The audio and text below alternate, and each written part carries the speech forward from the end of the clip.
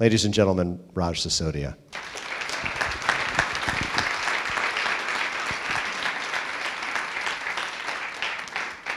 You trying to get me drunk here? Later. Thank you, Brian. Yeah. Do we have another mic, or is this our only mic? Are we sharing? Sharing economy. You heard about Yeah. Yes, I have heard of the sharing. Yes. Yes. Well played, sir. So I'm going to go out on a limb and guess that many of you have not had an opportunity to spend time with Raj. So I think it would be very appropriate for us to sort of start kind of at the beginning and have Raj share with all of us a little bit of his journey of where he started, as quickly as you can, I guess, because that would probably be, that might take up the entire time. But why don't you share with us just a little bit about how you came to where we're at today, Raj? Wow. Well, I'm 61 years old, so that could take a while if I let it. Well, I was born in India. I spent the first 7 years there, and then had the opportunity as a child actually to live in Barbados, California, and Canada before going back to India when I was 12, and then came back here to do my PhD in business. Somewhat accidental journey that happened as to why I chose to do a PhD in business. But I did, and then I started teaching. And something about the story of business didn't quite resonate with me at a personal level, that it was all about profits, it's all about shareholders, it's all about using people, whether they're employees, customers, etc. Everybody is seen as a means to the other end of making money out of them, right? And that really didn't, as I said, resonate with me at a human level. I just thought that's the way it is. So I kind of became, somebody who was teaching that and thinking that way for quite a while. But then I stumbled into a different way of being. I had this latent dissatisfaction, and I was a professor of marketing, with the way we practice marketing in this country. And coming from India at that time, where there was very little marketing, now there's more, but the US is like a tsunami of marketing at all times. Right? I was in New York City, and I remember Crazy Eddie on the TV all the time, right? Our prices are so low, it's insane. And there were airplanes with streamers, and there was even in the at Columbia, everywhere there were ads and coupons and going on. So I just said, this is, what are we spending? What are we getting? What's the ethics of all of this? How much of this is truthful? So my research focus really became on marketing, efficiency, effectiveness, productivity, and ethics. And over the years, what I learned wasn't encouraging at all. That we're spending a lot of money over time, more and more, and customer loyalty was actually going down. Customer trust was plummeting. Customer satisfaction had plateaued at a relatively low level. And just to put it into perspective, we did a study in 2004 just quantifying the amount we spend on all aspects of marketing, right? Advertising, sales promotions, direct mail or junk mail as we call it, etc. It was $1 trillion that year. Now that was the GDP of India that year. Right? So I said 1.1 billion people are managing to live on what we're spending here for 300 million people on ads, coupons, and junk mail. I said, what are we getting for that? What are customers getting? What are companies getting? What is society getting? And the answer was not much. We did a study where we found 88% of consumers actually don't trust marketing. If it's marketing, that means it's not real. Right? Companies get very low returns on their spending, and society in many ways was being harmed by all that, obesity and all the kind of overconsumption and creating this. When we use women's bodies to sell products, well, what does that do to the psyches of young women? And body dysmorphia and eating disorders and depression. There's a lot that are the consequences of what we do in business that we don't have to account for somehow, right? So all of that led me to search for a better way. And that book went through 12 or 13 iterations, starting with The Shame of Marketing. Believe it or not, was one of the early names. Peter Drucker referred to the consumer movement in America as the shame of marketing. He said, our job is to look after the well-being of customers, and if they have to organize against companies, that means we're failing. Fortunately, my mentor gave me the best advice at that time. He said, Raj, in America, people want to hear about the solution, not the problem. I had been admiring the problem for a very long time. So I just turned that around. I called it In Search of Marketing Excellence. And I said, let's look for companies that spend very little on marketing and yet have outstanding customer loyalty and trust, because most companies are the opposite. They spend a ton of money, and you can't really buy loyalty and trust, right? And so we started to look for that. We started to find companies like Whole Foods and others. And that started a journey of discovery. I said, wow, there's a whole other way of being. Right? The companies that actually don't need to spend a lot of money on marketing, turns out they're, not only are their customers loyal and trusting, so are their employees. And so are their suppliers. Right? They have long-term stable relationships with them. And communities embrace and welcome these businesses. So they were stakeholder-oriented. And then we found that the reason why that everything held together was that the sense of common purpose and values. It's not just another business trying to make money. They're actually trying to change something in the world. So Whole Foods is trying to impact our health and well-being. Container Store is trying to help us get organized. Right? Southwest, all of these companies. So we found a different way of being. And somewhere along there, I felt like my purpose found me. I remember it was, I think, June 12th of 2005. So I'm writing that book. And I'm writing some of the stories of what these companies do for employees, for their families, for communities, etc. And I found myself not able to see my computer screen because my eyes were filled with tears. And I told my co-author, David, I said, this has never happened. I've never had tears of joy connected to my work. Right? I've often had tears of frustration and anger or disappointment, but not joy. I said, this is, I didn't know that such deep humanity can exist within for-profit, publicly traded companies. I said, I want to dedicate the rest of my life to this message. And I think I wasn't searching actively for my purpose, but I knew what I didn't resonate with. And so that book became Firms of Endearment. It came out 2007. And we showed in that surprisingly for us, that those companies actually were more profitable as well. They outperformed the S&P 500 by a 9-to-1 ratio over a 10-year period. So not only is this the right thing to do from a humanistic standpoint, that this is actually far more successful as a business. And anyway, that then led to John Mackey reading that book and loving it and inviting me to spend a day with him and then sharing our visions for what we wanted to do. And I had the vision for what I was calling the Institute for New Capitalism, or INC. With me, it's always an acronym for everything, right? So it's INC. And he looked at that and he said, well, that's my vision, but I like the phrase conscious capitalism. So that's how we started in 2008 at our first event. And then we wrote that book in 2013. And now we have, I think this is one of our 40 US chapters, and we have about 18 in other countries. So it's been a really gratifying journey. I went from being an unhappy, frustrated marketing professor who really did not respect my own profession to somebody now who lives and breathes for these kinds of things, and to have wonderful gatherings like this all over the world of people who are passionate and inspired and elevated with these ideas, I think is just deeply gratifying. And to have friends like Brian. By the way, we just came back from Sedona, 4 days together. Do we look like we're in a line? Chakras are all, and the auras are blending well, right? It's all working beautifully. So that's a little bit about my background, Brian. It's amazing what over-consuming bourbon can do to your chakra over a 4-day period.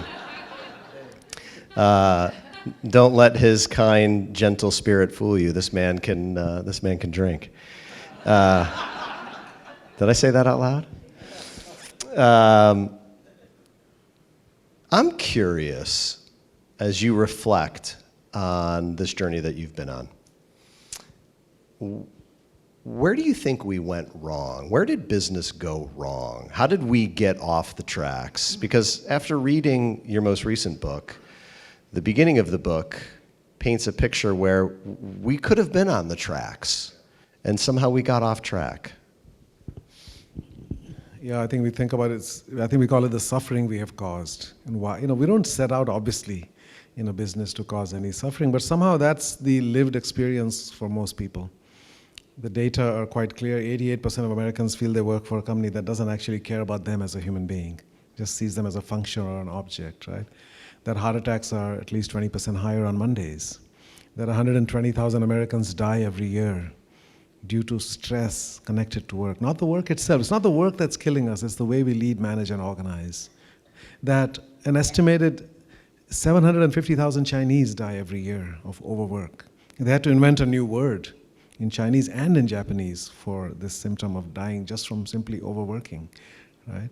So there's a lot of suffering, and this is just one extreme. There's many other things that all the financial stress that people are under, all the health conditions that result, etc. So how did we get here? So if you go back to the founding principles, what is capitalism based on, free market capitalism? It's really based on Adam Smith's ideas, right? The idea that freedom leads to prosperity. In his book, The Wealth of Nations, where he had this great historic insight. He said, which societies prosper and which ones do not, it doesn't have to do with natural resources or the work ethic or what the government does. It really has to do with people being able to pursue their own passions and their own dreams and live out their life in accordance with what motivates and inspires them. Right? So the idea that individuals pursuing, the common people should be in charge of their own destiny, right? And be able to create and trade with each other. So the invisible hand of the market. So that idea was very, very powerful. That became the founding idea of this society. The US was essentially born the same year that he wrote that book. And a lot of those ideas were enshrined here. Actually, Ben Franklin had dinner with him 3 years earlier when he was still writing that book, when he was in Europe. And he read to him some chapters out of Wealth of Nations. And many of those things got encoded into our Declaration of Independence. So that was the idea of individuals pursuing their self-interest will allow us to collectively meet most of our needs. And that's a very powerful insight. But he also had another book called The Theory of Moral Sentiments, which was about the human need to care. He wrote that 17 years prior to The Wealth of Nations. Human beings have a need to care. So we have self-interest, right? Self-preservation and achieving on our goals and so forth. But we also have an innate need to care, without regard to self-interest, without regard to what's in it for us. We are altruistic by nature, or we can be. So that message was equally compelling, if not more so. As I said, that book came first. So the way I phrase it is that capitalism had a mother and a father, and they were both Adam Smith. And the mother energy was in Theory of Moral Sentiments, the human need to care. The father energy was in Wealth of Nations, striving, achieving, freedom. And as we do in life, we tend to ignore and take for granted what our mothers do. And we follow after our fathers who are out in the world doing things. Whether we're men or women, I mean, that's been the way we have operated, right? And that's where we got out of balance, because it's the absence of that feminine energy. And it doesn't have to be just men and women. It's in all of us. We have feminine and masculine energy. Like Carl Jung said, every man has an inner woman, every woman has an inner man. But we have suppressed that feminine energy. Caring, nurturing, and all compassion, these are seen as signs of weakness, certainly in the context of business or in politics, etc. And hence we have overdeveloped that mask. It's like the bird of humanity has been flying for millennia with one wing tied behind its back, the feminine wing. And the masculine wing has had to keep us afloat and has to get violent and aggressive to do that. Right? And that's the history of humanity, is one of continuous conflict and suffering, right? While we have made progress. So we left that out of our understanding of capitalism, and we also left it out of our political system. The United States is the laboratory where democracy and capitalism kind of evolved hand in hand, starting in 1776. Right? Capitalism, the idea was invented in Europe, but really implemented more fully here. Right? And likewise, democracy really didn't exist in the form that we ultimately had it here. But in our democracy, also the feminine was left out. Remember, have you ever read the letters that Abigail Adams wrote to John Adams? You heard about this? Please, sir, do not forget the ladies. Left to their own devices, men are wont to become tyrants. Do not put too much power into the hands of husbands, etc., etc. There was a long correspondence between them while he was in Philadelphia, right, working on the Declaration of Independence. Right? And he essentially ignored. He said, "Madam, we fear the tyranny of the petticoat. Right? We do not wish to," etc. So they left that out. Women did not have the right to vote or own property or start businesses or inherit anything. None of that. For another 140 years. I mean, this year is the centennial of the women getting the right to vote. Right? So the feminine was completely shut out of our political system. And by the way, there was an interesting model that was used. The Iroquois Confederacy existed for about 200 years in the U.S. before the US became a country, right? So they were looking around for models. How do we create this form of government where we have these 13 colonies, each one of them thinks of themselves as an independent country almost, but how do we create a federated system out of that where they have autonomy and some rights, but we have a system above that? And they looked around and there was no model in history or no model anywhere else in the world. And the one that they found was right in their backyard. The Iroquois Confederacy was 6 different tribes that had come together 200 years prior under a person named Hiawatha, the peacemaker. And he said, why are we constantly at war with each other? Let's create a way to live in harmony where we each maintain our traditions, etc., but we also have this governing system at that level. right? And they had the three branches of government, and they had balance of powers and all the kinds of things, which Benjamin Franklin and others then adopted. But they had one element that was left out, and they had a council of mothers that actually appointed the head of the Confederacy. He was always a man, but always selected by a council of women. And they made sure that if they weren't thinking long-term enough, the idea of 7 generations, right, that comes from that chiefs are supposed to think about the next 7 generations. If they were too warlike, if they weren't thinking long-term, and if they weren't keeping the benefit, the well-being of everybody in mind, they could be removed and replaced. So that's how the feminine energy was brought in there. And that was left out, obviously, of our system. So I think we evolved these two systems in parallel with hyper-masculine, purely masculine. And you see, masculine is a beautiful thing. It's strength, courage, resilience, focus, determination, etc. But in the absence of the feminine, that can become hyper-masculine, right? Domination, exploitation, excessive hyper-competition, winning results at all costs, right? Using other people, etc. I think that's what we created in the world of business and in the world of politics, and therefore all the suffering that ensues from that way of being, where we're not caring and thinking about people, in their holistic human sense. So I think that's what led us to that point, and then that kind of got enshrined into this idea of profit maximization, shareholder value maximization. The only purpose of business is to make profit. Anything else could get you sued or get you fired, right? And that idea, which is simply concocted out of thin air in some ways. Economists looked at businesses and started to create theories based upon that, and Milton Friedman and others kind of put that into our psyche, and that became the dominant philosophy here, and then got exported to the rest of the world as American-style capitalism, short-term, financially oriented, and that caused tremendous suffering, because you put people somewhere third or fourth on the list of priorities. Profits are the highest, right? And people are a means to that end. Right? As Alfred Sloan said, the business of business is business. Just make money. But Herb Kelleher, I think, puts it better. He said the business of business is people. Yesterday, today, and forever. People need to, it's like we need a Copernican revolution where we put people and the well-being of people and the planet at the center and not profit. Profit has to serve people and not the other way around. So I think that's where we lost sight of a lot of fundamental human truths. And that's, I think, we are now trying to restore that balance and bring in not only the sort of father energy, mother energy, the child energy, and the elder energy. All 4 need to be present. There's the joy and creativity that comes from the healthy child energy. There's the wisdom and meaning and purpose that comes from healthy elder energy. And then there's the masculine and feminine. I think that's where and that's what we write about in the first part of the book.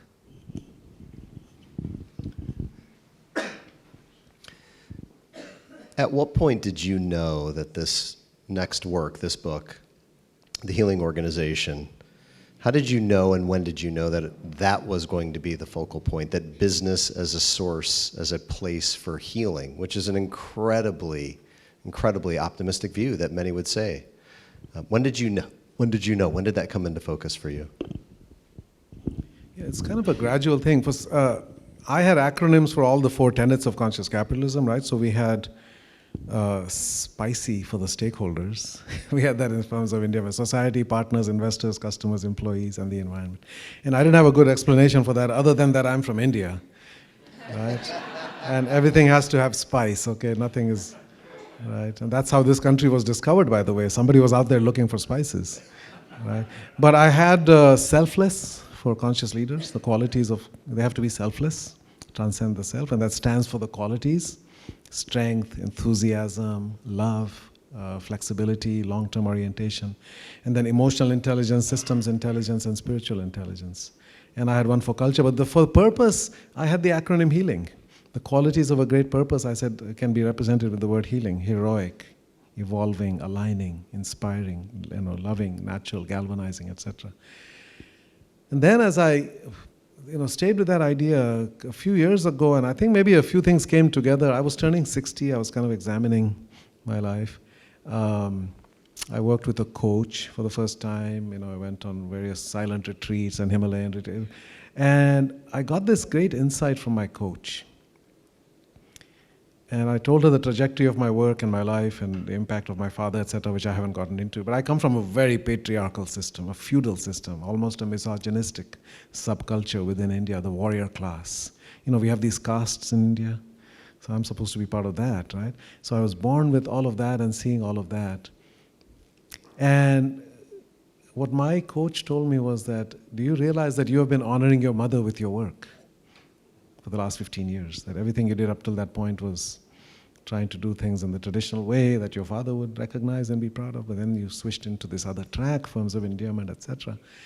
And that's really her energy and what she stood for and what she meant, right? That really kind of crystallized a lot of things for me. And I said, what is that energy? It's about reducing suffering. It's about bringing joy in life. That's what she stands for, and that's what I was able to learn from her and bring to the world. So this idea of healing, and I think I had my own need for healing. 3 people told me as I started to think about writing this book, and I had a book deadline, and I was on track. And they said, you need to slow down. You're constantly running and traveling, and you just seem to have no time to go inward and reflect, and you need to do that. I said, I've got a book deadline. I don't have time to. I said, book deadlines are flexible. Take time off, be with yourself, go in nature, explore. And so I did that. I spent those 5 months saying yes to things I had said no to, and I really discovered a lot about myself. And they said, you need to heal yourself or start your own healing journey before you can write about healing. And I said, well, I think I'm okay. But then as I started to look, I realized, like many of us, there are various forms of traumatic experiences in my life that I hadn't processed. I hadn't dealt with. There were relationships, with my father and other things that I hadn't, come to terms with. There were many, many things. And so the need for healing and going inward and seeking wisdom and seeking guidance and inspiration through a variety of different means, including going to the Amazon rainforest with the Pachamama Alliance and Lynn Twist and spending 10 days deep inside Ecuador, with 2 different native peoples, the Achuar and the I forget the other one, Zapara people, right? And all of these things, the Himalayan journey to Ladakh and the India-China border, right? And the silent retreat with Peter Senge and others. So all of that ultimately led me to a deeper understanding of the need for healing. And I got lots of wisdom from those experiences and insights, downloads essentially. I once had a vision, I remember, in Ecuador, in the rainforest, with some shamans and so forth, where I was told that these are the 4 things that the world needs to heal. The world of business has gotten far away from these 4 things. And they are love, innocence, simplicity, and truth. And I said, thank you, that's an acronym already. That's the list. I was literally given the list in a vision, Love, innocence, simplicity, and truth. To what extent can we say our businesses embody or exemplify love? Innocence. How, we're all born innocent, and then we get corrupted by the ways of the world and, survival and, all those things. How can we recapture that essential innocence that we're supposed to have? How can we connect to the simplicity on the other side of complexity, right? Not be mired in the complexity. And how can we actually have a commitment to truth?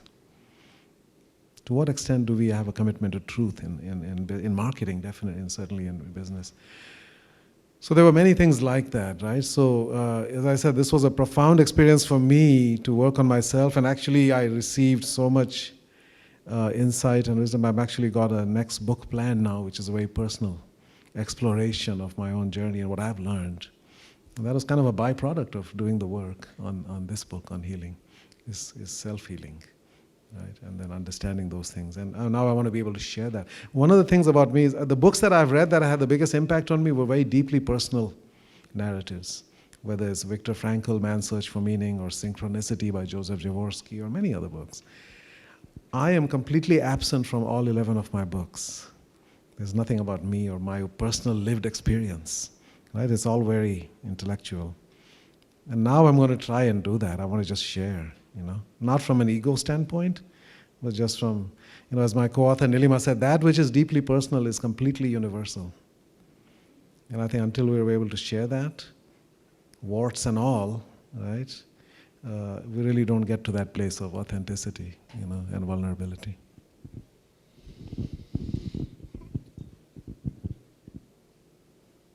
Well, I would love to follow that trail and talk about more of your journey, and I want to make sure that we do justice to the work that is currently out in the Healing Organization. And having read it, and there are 16 or 17 stories in there.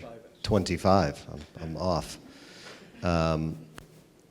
There's a few that, more than a few, but a few that just really bubble up. And one of them is Apple Tree Answers, and particularly the pothole story. I wonder if you might share that with the group, because I think it really it's such an everyday example of how we have gotten off track. So this story is called The Parable of the Pothole in the book.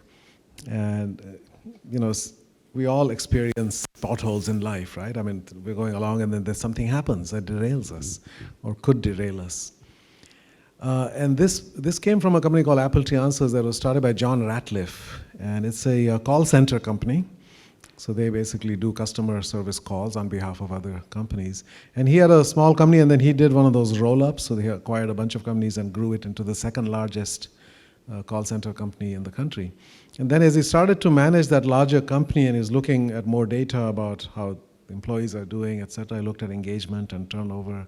And he had overall averages, which weren't great.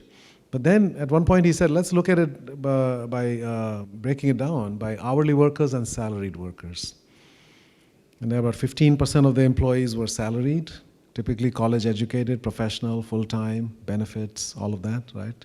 And about 85% were hourly, and they were the ones actually doing the work. And typically not college educated, typically not full-time, or many of them were full-time, but very few benefits, etc., and high turnover. So what he found was the employee turnover was 118% for the hourly people, and only about 15% for the salary. So wow, that's a big gap. And employee engagement was the opposite, 65% or so for the salaried, and in the low teens for the hourly people. He said, wow, that's a big difference. And he's flying to an industry conference and he's thinking, maybe I can get some ideas. How do I reduce this turnover? And he goes there and talks to some people. He said, 118% turnover. And they said, wow, how are you doing that? What do you mean? He said, the industry average is 158. We need to learn from you. He said, no, that's not acceptable. So he started to talk to people and start to understand what their life is like, right? And what causes them to leave an average of 8 or 9 months after joining. And he found life was difficult and tough. Working conditions were poor, as simple as chairs. So we get backaches every day at the end of the day because these are very uncomfortable chairs. So, well, of course, we're going to change the chairs. And then he started asking them, tell us one thing what we can do every day that we can make your life better. We can improve your working conditions, etc. But very soon it became evident to him that it is really the financial stress that people are under constantly. I don't know if you've seen the data, but I mean, this economy at some level is booming, right? I mean, the stock market is record highs and unemployment is 3.5%, almost full employment. And yet, what's the lived reality? 50% of Americans have less than $400 in the bank. And if they need $2,000 within 30 days, wouldn't know what to do. Could not raise it from friends, family, or their place of work. So what is $2,000? I mean, your car breaks down, your heating system breaks down, a kid gets sick, and you don't have insurance. I mean, suddenly you're looking at a disaster. So these are people living with a constant threat of financial ruin. And they have no buffer between them and that ruin. So he said, I want to help people with that aspect. He said, there are potholes in life, and for many of us, they're not a big deal. He said, imagine my CFO is driving to work one morning in her Mercedes, and she hits a big pothole and her tire blows out and the rim gets damaged. So she has to pull over, and of course she calls AAA and they come soon and they tow the thing and they give her a ride and she gets dropped to work. She might be maybe an hour late and people are saying, oh my God, are you okay? Can I get you some coffee? That must have been such a shocking thing for your tire to blow out, And later that afternoon the car is repaired and fixed and washed and cleaned and delivered back, and she has insurance that covered most of that, right? So it's a non-event in her life. And yet everybody is very nurturing towards her. Now he said, imagine one of our hourly workers is driving that same road in her $800 14-year-old Toyota Tercel. Blows out her tire and damages the rim. She doesn't have AAA. She can't afford that. But she still needs to get the car off the road, so she's calling around for towing companies, etc. Finally gets one. And then she can't afford to get a taxi or an Uber, so she calls her friends to say, please, could you drop me to work? I'm late. She finally shows up 3 hours late and is told the supervisor is waiting for you. He's really mad. And she goes in and he reprimands her. And he tells her, this is a black mark, and you get 2 more of those and you're going to be fired. Don't let this happen again. And then he says to her, now go and be nice to our customers and answer the phone. Now, this woman's life is falling apart. She's got $160 in the bank. She has no idea how she's going to get home or get to work the next day. How is she going to get her kids to school? How is she going to pay for whatever it's going to cost? Right? And she gets no sympathy. We kick her when she's down. He said, that's not okay. So they started a program they called Dream On. And they said, life has challenges and things, and we want to make sure that if you're facing a particular situation, that we can help you. So here's a place on our website. Please apply if you have this kind of a situation that you need our help. And for 10 days, nobody applied. I said, wow, how can that be? Now finally, then one woman wrote in. And she starts her thing by saying, I am so sorry, but I need help. She said, my ex-husband stopped paying alimony 2 weeks ago.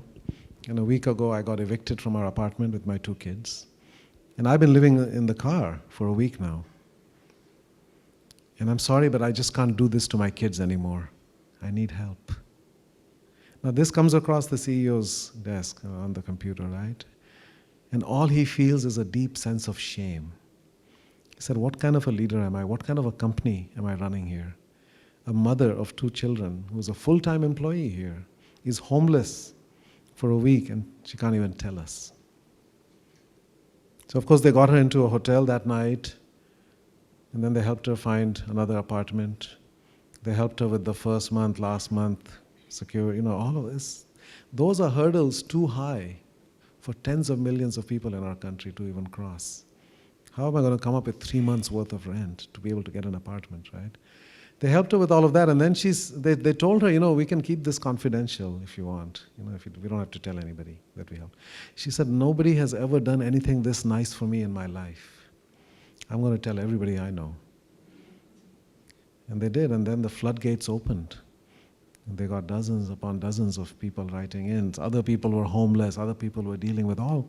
If you could put a thought bubble over everybody's head that you meet and understand what they're going through in their life, it would break your heart multiple times a day.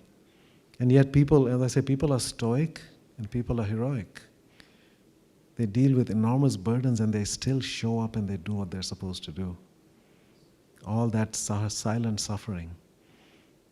And I say there are 2 things that are locked away in the corporate closet. There's unexpressed love. Human beings have a need to care. Most organizations don't make it easy for us to care. We're supposed to put on our mask and armor and go to work and do battle and capture market share and defeat the competitors. But unexpressed love may be the most abundant, unutilized resource on this planet, unexpressed human love. And love that is not expressed is like a check that is not cashed. It doesn't do anybody any good. Let's allow people to express their natural caring. And the other thing that is locked away is silent suffering. People are not able to be vulnerable and human with each other, because we said they're supposed to be professional, right? If we can allow those 2 things to come out and be present in our workplace, where that love will actually be the cure for that suffering and will replace that suffering with joy, I think that's really the answer, and we have to set that process. It's not that everybody's going to come to the CEO and look to get healed. It's can we create an environment in which we're doing that for each other. By the way, one of the other visions that I got in my explorations of my journey last year and a half ago, I saw an image of people standing under the hot sun, a long snaking line of people, thousands of them. And at the end of the line, there's this tiny little woman, and they're all waiting to get a hug from her. Have you heard of Amma, the hugging saint from India?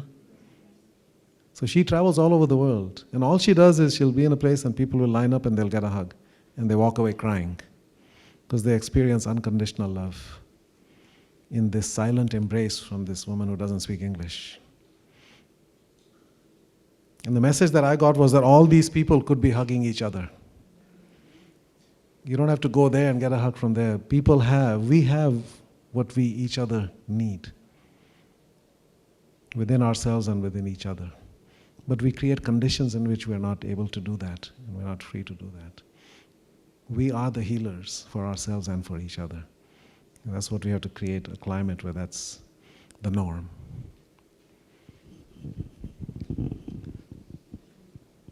I'm going to play devil's advocate for a moment and ask, why is it business's responsibility to do this?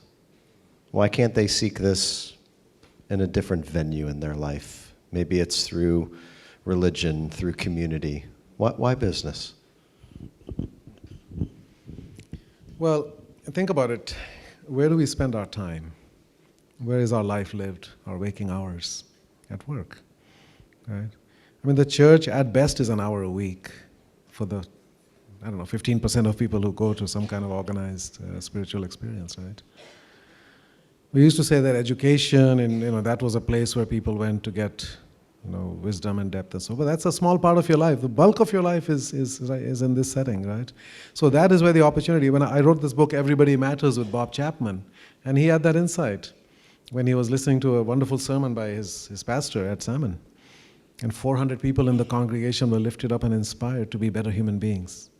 And Bob's thought was, Ed has us for 40 minutes a week. I've got people for 40 hours a week. What am I doing to inspire them? To lift them up? Nothing. They come into our factories. In his case, they're all manufacturing companies. They have to punch in a time clock. They have to wait for the bell to ring, whether they can go to the bathroom. At the end of the day, we physically search them to make sure they're not stealing anything.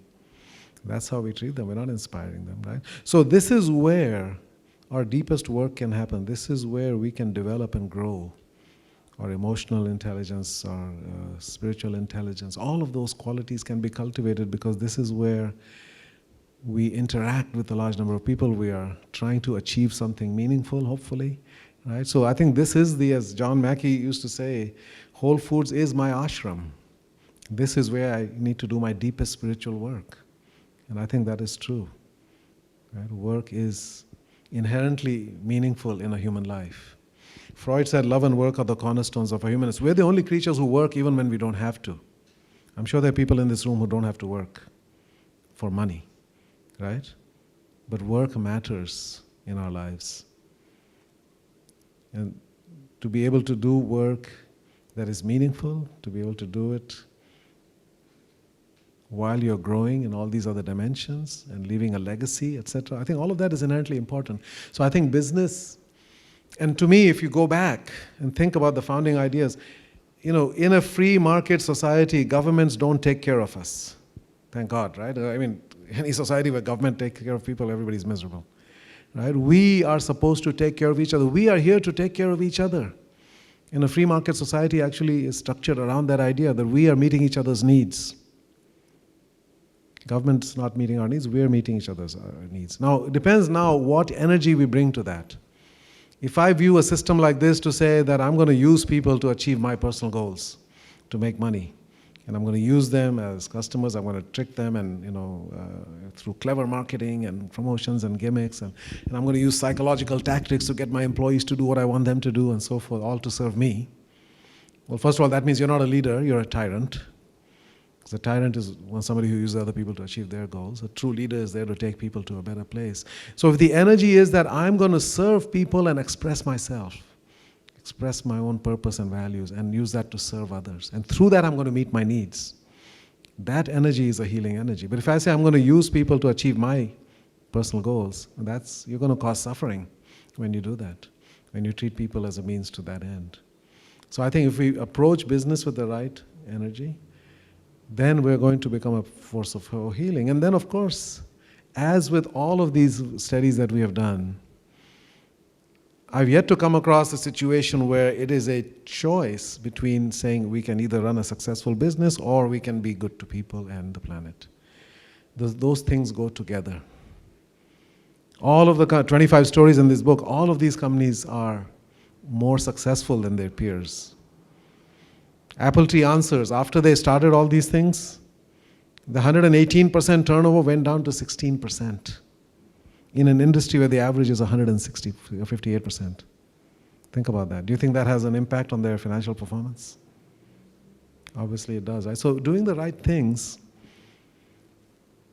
this is, again, freedom leads to prosperity, right? That's a wonderful insight Adam Smith had. Well, doing the right things leads to greater success as well, but we have to do it for the right reasons. Even if it didn't lead to more success, we still need to do it. We have to do the right things for the right reasons. Some years ago, we discovered that happiness is profitable, right? Harvard Business Review had a smiley face on the cover. It said the ROI of happiness or something like that, right? So a lot of CEOs saw that and said, okay, happiness, let's get some happiness. What does it take? Foosball tables, ping pong, what do we need, right? Get some happiness around here. I want to see smiley faces. Well, we have to do the right things for the right reasons. If you want people to be happy just because it's going to make me more money, people can see through that, right? It's like asking somebody to marry you, and you get down on a knee and say, please marry me, and she says, why do you want to marry me? You say, well, I read that married men live 5 years longer, and they make 30% more money in their lifetime. That's why I want to marry you. Well, we should marry for love, and we should do business also from a place of love and genuine care for people's well-being, regardless of whether it results in higher profits, which, as it turns out, it usually does. When people are engaged and passionate and committed and creative, it turns out that's good for business, right? Duh, right? You know, you mentioned doing things for the right reason, and a few moments ago you talked about the incredibly low unemployment rates that we're experiencing, and how hard it is to find the right talent. And yet there are populations of talent that are being largely ignored. And we have a member of our community here that has been pioneering that work. And you also have an organization in the book that is fighting a very similar fight, for lack of a better way to say it, or pursuing a very noble purpose in that place, and that's Greyston Bakery. Maybe you can share a little bit about their story and the work that they're trying to do. Thank you. So one of the startling statistics that I learned in the course of writing this book from Greyston is that 70 million Americans have some kind of criminal record history in their history, right? The same number that have a 4-year college degree have some kind of a thing in their past that causes them to have a record, which means that they would then have to check that box when you fill out an employment application, which means that most doors would be closed to you, because many companies are very proud of those background checks and the fact that they don't let anybody through the door, right? So a gentleman named Bernie Glassman, who's a Zen master in Yonkers, New York, he used to be a rocket scientist, literally, but then he became deeply immersed in Buddhist wisdom, and he started to focus on causes that were near and dear to his heart. And one of them was, as he said, I want to give people a first chance. He said there are tens of millions of people in our country who don't even get a first chance. Forget about a second chance. They're born into conditions of poverty. They're living surrounded by drugs and violence and crime. And they have terrible education systems, and there's no way out for most of them. And they get caught up in that system at a young age. And then then we have this criminal justice system that's incredibly harsh. Right? And for minor, non-violent transgressions, people are locked away for decades and then tainted for the rest of their lives. And he said, I want to give people a first chance. I want to create a path out of that. And he chose Yonkers, because Yonkers is one of the richest counties in the US, but has one of the highest rates of homelessness. He said, I'm going to go there. And he, by the way, practices Buddhist principles, one of which is bearing witness. He said, bearing witness, he would literally take groups of people and spend a week on the road, literally sleeping on the street, alongside the homeless, to understand their life and what led them there, and what that experience was for them. And he said, from bearing witness, from that process, loving action will naturally arise. And from that experience, this action arose in him. He said, I want to give them a path. So he said, what kind of a business can I create which will be easy for people to get trained to do and will give them that first rung on that ladder which they can then continue on. So he decided to set up a bakery, Greyston Bakery. And the big differentiation there is that they say we do what we call open hiring. No background checks and no interviews. There's just a list. You put your name on the list, and the next person on that list gets hired and gets trained for 9 months and then gets put in a job. There are countless stories of people whose lives have been completed. There was one who came to our conference, Dion Drew, who's now a training supervisor there. He said, I'd been in jail 3 times, most recently for 3 years, and every time I'd come out and I'd look for a job, and nobody would give me anything. And finally, I would end up on the corner again doing something that got me back in trouble, because I had to live.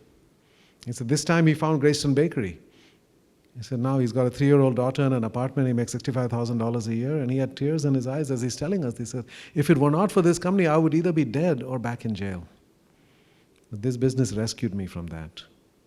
And I'm sure that, Michelle, you've got many stories even more compelling than that at Televerdi. Is that the name of the amazing company here, hiring incarcerated women and giving them a path back to a life of meaning and dignity. You pay your dues to society, where you probably overpaid in many cases given our system, and then we shut the door in your face. It's not we have a very harsh system out there. This is the absence of feminine energy in the world. There's a harshness. There's lock them up and throw away the key energy out there, right? As opposed to saying, yeah, people make mistakes, right? And let's give them another chance. So he said, we don't hire people to bake brownies. We bake brownies to hire people. And that's what business is about. It's about giving us meaning, purpose, respect, dignity, and a way to find a path forward in our lives. I want to open it up to the group, but before I do, I want to ask a question around something that I think comes up quite often amongst the community, and that's how. There are many businesses out there that may not have originated with something so noble as a Greyston Bakery, or recognizing the opportunity that they have as an Apple Tree Answers. And as you are thinking about the future and the things that you're working on, and addressing, as I know you are often asked, how? Somebody comes to an event, somebody reads the book, somebody meets you, somebody meets somebody from our community, they're inspired by this, they believe this, they walk away saying, yes, this is better. How? And as you think about how, what are some of the things that you're most excited about that you believe are addressing how? Yeah, I do think those are the most important questions now. How do we do this? I think we're living at a point in time now, if you followed what's happened the last year, where after 11 years of the conscious capitalism movement and other parallel movements like B Team and B Corp and inclusive capitalism and so forth, that the world is finally moving towards this. Where what's it called? The organization that Business Roundtable, 183 of the largest companies in the U.S. has issued a statement in August that the purpose of business needs to be other than just economic profit maximization. It's about stakeholders. It's about, basically what we talk about. So that's kind of moving towards the mainstream. Purpose, stakeholders, conscious leadership, all these ideas are no longer woo-woo sort of ideas that they seem to be thought of some years ago. But how do you do this? And that's where I think our effort really is. In terms of conscious capitalism, we have the field guide that is basically tools for transforming the organization. In terms of healing, because this is kind of a further step on that journey of being a conscious business. Right? If you go deeper, I think you come towards this idea of healing, which I define as alleviating suffering, elevating joy, and promoting healthy growth. So how do we do that? Well, I think the first thing to do is to recognize that in most organizations, the suffering that does exist is invisible. We were talking in our gathering in the last few days that the most significant things in our life are invisible. Things you don't see are the things that actually have the biggest impact, whether it's love, whether it's care, whether it's, or even, how many electromagnetic waves and other things are floating around right now around us. I mean, most things are invisible. Suffering is invisible in many companies. So one thing we need to do is to surface what is actually going, what is the actual experience of people. As they say, you will see it when you believe it. As James Baldwin said, not everything that is faced can be changed, but nothing can be changed until it is faced. So we have to face up to the actual reality of what is happening in our companies and what's happening to the lives of people. What is happening to the children of our employees as a consequence of the way we run our business here.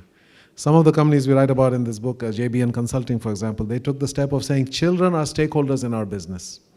Because the way we operate here is going to impact the way they grow up and the way they live. It's a consulting company.